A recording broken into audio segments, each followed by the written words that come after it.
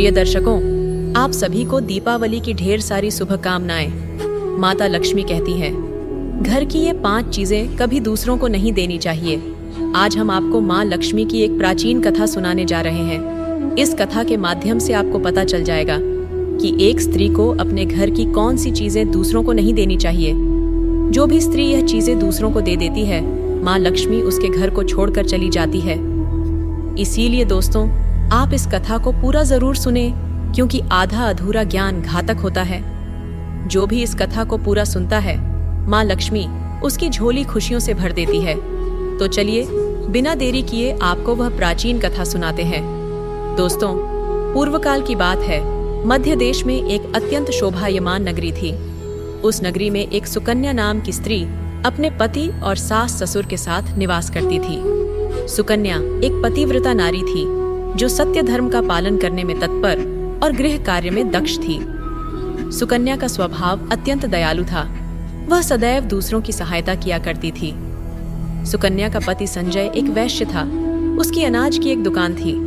वह बाजार में लोगों की जरूरत की चीजें बेचा करता था। सुकन्या अपने पति से बहुत अधिक प्रेम करती थी। वह अपने पति को ही परमेश्वर मानकर उसकी सेवा करती थी। सुकन्या नित्य पति से पहले जागती थी। अपने घर का आंगन को स्वच्छ करती थी, फिर रंगोली बनाकर आंगन की सजावट करती थी।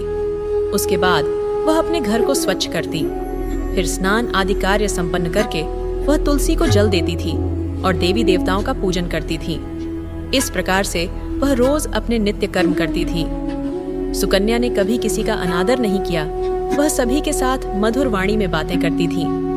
सभी लोग सुकन्या को देखकर कहने लगे थे कि यह तो साक्षात लक्ष्मी के समान गुणों वाली स्त्री है।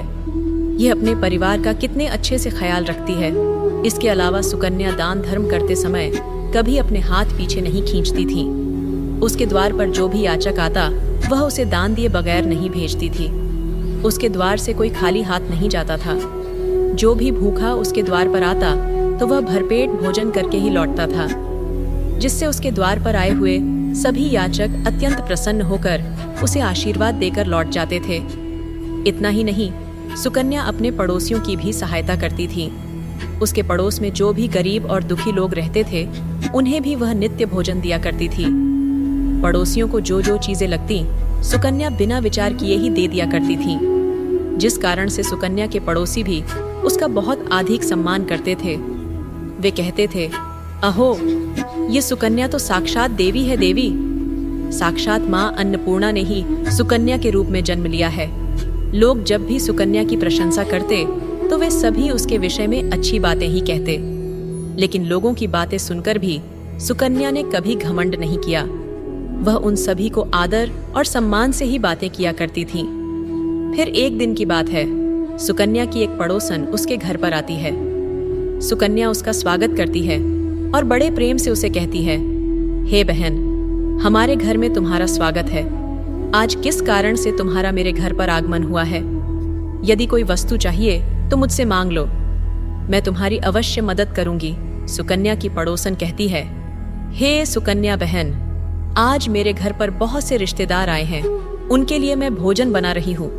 इसीलिए मैं तुम्हारे पास रोटी बनाने के लिए चकला बेलन और तवा मांगने आई हूँ। यदि तुम कुछ समय के लिए मुझे चकला बेलन और तवा दे दोगी तो बड़ी कृपा होगी। मैं काम हो जाने के बाद तुम्हें जल्दी ही लौटा दूंगी। सुकन्या कहती है, हे बहन, इसमें क्या बड़ी बात है? अभी मुझे चकला बेलन की आवश्यकता नहीं है, इसीलिए तुम मेरा चकला बेलन और तवा ले जा सकती हो। रुको, मैं अभी तुम्हें लाकर देती हूँ। फिर सुकन्या रसोई घर में जाती है और रसोई घर से चकला बेलन और तवा लाकर उस पड़ोसन को देती है। तब पड़ोसन कहती है, हे बहन, तुम्हारा बहुत बहुत धन्यवाद। आज तुमने मेरा काम सफल कर दिया। मैं अपने मेहमानों को भोजन कराकर तुम्हारा चकला बेलन जल्दी से लौटा देती हूँ। सुकन्या कहती है, हे बहन, चिंता की कोई बात नहीं है। जब तुम्हारा कार्य पूर्ण हो जाएगा, तब तुम मुझे लौटा देना। फिर वह पड़ोसन सुकन्या का चकला बेलन और तवा लेकर चली जाती है। कुछ समय बाद अन्य एक स्त्री सुकन्या के घर पर आती है। सुकन्या उसका भी प्रेम से स्वागत करती है और पूछती है, पधारो बहन, आज तुम्हें मुझसे क्या काम है? संकोच न करो और बताओ, तुम्हें मुझसे क्या काम है? तब वह स्त्री कहती है, हे बहन, मेरे घर में बहुत गंदगी हो गई है और मेरे घर को साफ करने के लिए मेरे पास कुछ भी नहीं है। इसीलिए मैं तुम्हारे पास झाड़ू मांगने के लिए आई हूँ। यदि तुम्हें कोई समस्या ना हो तो कृपा करके मुझे अपने घर की झाड़ू दे दो। मैं अपना घर साफ करके तुम्हें झाड़ू लौटा दूंगी। सुकन्या बिना विचार किए ही कहती है, हे बहन, बस झाड़ू ही तो है, इसमें क्या समस्या हो सकती है? तुम रुको, अभी मैं तुम्हें अपने घर की झाड़ू लाकर देती हूँ। इतना कहकर सुकन्या घर के अंदर जाती है और झाड़ू लेकर आती है और उस स्त्री को दे देती है। वह स्त्री सुकन्या के घर की झाड़ू लेकर चली जाती है। फिर कुछ देर बाद अन्य एक स्त्री सुकन्या के घर पर आती है। सुकन्या उसका भी बड़े प्रेम से स्वागत करती है। सुकन्या कहती है, पधारो बहन, क्या बात है, आज मेरे घर पर किस कारण से आना हुआ? तुम्हें जो कुछ भी चाहिए निसंकोच होकर कहो, मैं तुम्हारी सहायता करने का प्रयास अवश्य करूंगी। तब वह स्त्री कहती है, हे सुकन्या बहन, तुम बड़ी दयालु हो। मैंने तुम्हारे बारे में बहुत सुना है और तुम सभी की मदद करती रहती हो। इसीलिए मैं तुम्हारे पास एक छोटी सी मदद मांगने के लिए आई हूँ। सुकन्या कहती है, हे बहन, संकोच ना करो, तुम्हें जो कुछ भी चाहिए मांग लो। यदि मेरे बस में होगा तो मैं मना नहीं करूंगी। मैं तुम्हारी सहायता अवश्य करूंगी। तब वह स्त्री कहती है, हे सुकन्या बहन, आज मेरी बेटी को देखने के लिए लड़के वाले आ रहे हैं, इसीलिए मैं चिंता में हूँ। मेरे पास पहनने के लिए एक भी गहना नहीं है, तो मैं अपनी बेटी को क्या दूं? उसके पास पहनने के लिए अच्छे वस्त्र भी नहीं है। इसीलिए कृपा करके मुझे आप थोड़े गहने और वस्त्र उधार में दे दीजिए, केवल एक दिन के लिए। जब लड़के वाले देखकर चले जाएंगे तो मैं तुम्हारे गहने लौटा दूंगी। उस पड़ोसन की बात सुनकर सुकन्या कहती है, बस इतनी सी बात? हे बहन, तुम चिंता मत करो, तुम्हारी पुत्री मेरी छोटी बहन के जैसी है, उसकी सहायता मैं अवश्य करूंगी। मैं अभी तुम्हें मेरे गहने और साड़ी देती हूँ, जिसे पहनकर तुम्हारी पुत्री राजकुमारी लगेगी। फिर सुकन्या अंदर जाती है, गहने और साड़ी लेकर आती है और उस पड़ोसन को दे देती है। वह पड़ोसन प्रसन्न होकर सुकन्या के गहने और साड़ी लेकर चली जाती है। फिर शाम हो जाती है और अन्य एक पड़ोसन सुकन्या के घर पर आती है। सुकन्या उसका भी बड़े प्रेम से स्वागत करती है और कहती है, पधारो बहन, आज किस कारण से मेरे घर पर आना हुआ? वह पड़ोसन कहती है, हे सुकन्या बहन, तुम बड़ी दयालु हो और तुम सभी की मदद करती हो, इसीलिए मैं तुम्हारे पास आई हूँ। मेरा बच्चा भूखा है और उसे पिलाने के लिए दूध नहीं है, इसीलिए मैं तुम्हारे पास दूध मांगने के लिए आई थी। अगर थोड़ा सा दूध मिल जाता तो बड़ी कृपा होती। सुकन्या कहती है, अरे बहन, इसमें कौन सी बड़ी बात है? लो, अभी मैं तुम्हें दूध दे देती हूँ। सुकन्या रसोई घर में जाती है और थोड़ा सा दूध लेकर आती है और उस पड़ोसन को दे देती है। वह पड़ोसन प्रसन्नता से उस दूध को लेकर चली जाती है। इस प्रकार से सुकन्या अपने सभी पड़ोसियों की मदद कर देती है और प्रसन्न होकर घर का काम करने में लग जाती है। फिर रात होते ही उसका पति घर पर लौट आता है। सुकन्या अपने पति को प्रणाम करती है और उसकी खूब सेवा करती है। रात को दोनों पति पत्नी आनंद से सो जाते हैं। फिर दूसरे दिन वे जागते हैं तो उन्हें एक बहुत ही बुरी खबर कानों पर पड़ती है। एक आदमी दौड़ते हुए सुकन्या के घर पर आता है और सुकन्या के पति से कहता है, हे भाई, कल रात को किसी ने आपकी दुकान लूट ली है, सारा माल गायब है। सुकन्या का पति एकदम से घबरा जाता है और दौड़ते हुए अपने दुकान पर जाता है तो देखता है उसका सारा माल किसी ने लूट लिया है। वह देखता है कि उसके दुकान में रखा हुआ सारा धन भी चोरी हो चुका है। वह दुखी और निराश होकर घर पर लौटता है और सुकन्या को सारी बात बताता है, जिसे सुनकर सुकन्या बहुत दुखी हो जाती है। सुकन्या कहती है, आप चिंता न कीजिए जी, हमारे घर में अभी बहुत सारा धन रखा हुआ है, जिससे आप फिर से व्यापार शुरू कर सकते हैं। फिर सुकन्या अपने घर की तिजोरी में देखती है तो वह भी पूरी तरह खाली दिखाई देती है। उसके अंदर का भी सारा माल अब चोरी हो चुका था। यह देखकर सुकन्या बहुत दुखी हो जाती है। उसे समझ में नहीं आता कि यह कैसे हुआ। सुकन्या का पति उस पर बहुत क्रोधित हो जाता है और पूछता है, सुकन्या, सच सच बताओ, हमारे घर के अंदर रखा हुआ सारा पैसा कहाँ गया? सुकन्या कहती है, मैं घर पर ही थी, सारा धन तिजोरी में ही था, किसने इसे चुरा लिया पता नहीं। सुकन्या का पति कहता है, ये जो तुम दूसरे लोगों को घर पर बुलाकर खिलाती हो, अनजान लोगों को घर में बुलाती हो, उसी का फल है ये। उन्हीं में से किसी ने हमारे घर का सारा पैसा चुरा लिया है। क्रोध में आकर सुकन्या का पति उसे भला बुरा कहता है। सुकन्या की सास भी उसे बहुत कोसती है और कहती है, तुम ही इन पड़ोसियों को घर की चीजें देती रहती हो, बिना सोचे किसी की भी मदद कर देती हो। उन्हीं में से किसी ने सारा पैसा चुरा लिया है। घर के सभी लोग सुकन्या को भला बुरा कहने लगते हैं। फिर सुकन्या अपने पति को दिलासा देते हुए कहती है, हे नाथ, मैंने मेरे कुछ गहने हमारी पड़ोसन को दिए हैं, मैं उसके पास से गहने लेकर वापस आती हूँ। फिर सुकन्या उस गरीब पड़ोसन के घर पर जाती है तो देखती है उसके घर पर कोई नहीं होता है। वह स्त्री भी घर छोड़कर सुकन्या के गहने लेकर भाग गई होती है। सुकन्या निराश होकर घर पर लौटती है और अपने पति को सारी बात बता देती है। सुकन्या की बात सुनकर उसका पति आग बबूला हो जाता है और सुकन्या को भला बुरा कहने लगता है। सुकन्या का पति कहता है, हे सुकन्या, तुम बड़ी मूर्ख हो, तुम्हारे ही कारण हमारा सारा धन वैभव चला गया है। तुम्हारे दान देने की आदत के कारण ही हमारे ऊपर यह मुसीबत आन पड़ी है। अब तू इस घर में नहीं रह सकती, तू अभी इसी क्षण इस घर को छोड़कर चली जा। सुकन्या कहती है, हे नाथ, आपके सिवा मेरा इस दुनिया में कोई नहीं है, मैं आपको छोड़कर कहाँ जाऊं। सुकन्या का पति कहता है, तू कहीं पर भी जा, लेकिन अब इस घर में तू नहीं रह सकती। तेरे ही कारण मेरा सब कुछ बर्बाद हो गया है। तू इस घर में रहेगी तो बचा कुचा सब नष्ट हो जाएगा। सुकन्या अपने पति को हाथ जोड़कर विनती करने लगती है, हे स्वामी, ऐसा ना कहिए, मैंने कोई अपराध नहीं किया है। आपके बगैर मैं जीवित नहीं रह सकती। मुझ दासी को आप घर से मत निकालिए। लेकिन सुकन्या का पति उसकी एक नहीं सुनता है और उसे अपने घर से धक्के मारकर निकाल देता है और कहता है, अब तू इस घर से चली जा और लौट कर मत आना। चाहे तो किसी नदी में कूदकर अपनी जान दे दे, लेकिन अब तू इस घर में मेरे साथ नहीं रह सकती। फिर सुकन्या दुखी होकर रोते हुए अपने पति के घर को छोड़कर चली जाती है। चलते चलते सुकन्या माता लक्ष्मी के मंदिर में जाती है और माँ लक्ष्मी से प्रार्थना करते हुए कहती है, हे माँ, मैंने ऐसा कौन सा पाप किया है जो मेरी ऐसी दशा हुई है। हे माँ लक्ष्मी, मैं तो नित्य आपकी पूजा करती थी, फिर भी आपने मेरा घर क्यों छोड़ा। कृपया मुझे बताओ माँ, मैंने ऐसा कौन सा अपराध किया जो आप मुझसे रूठ गई हो। फिर सुकन्या वहीं पर बैठकर सोचने लगती है, यदि मेरे पति मेरा स्वीकार नहीं करेंगे तो मैं जीवित रहकर क्या करूं। यदि मेरे ही कारण मेरे पति की दुर्दशा हुई है। नदी के पास जाकर सुकन्या माता लक्ष्मी से प्रार्थना करती है, हे माँ लक्ष्मी, अब मैं अपने प्राण देने जा रही हूँ। यदि मेरे द्वारा तुम्हारी पूजा में कोई कमी रह गई हो तो मुझे माफ करो। मैं अपने पति के बगैर जीवित नहीं रह सकती, इसीलिए अब मैं इस नदी में कूदकर अपने प्राण दे दूंगी। इतना कहकर सुकन्या नदी में कूदने ही वाली होती है कि साक्षात माँ लक्ष्मी उस स्थान पर प्रकट हो जाती है।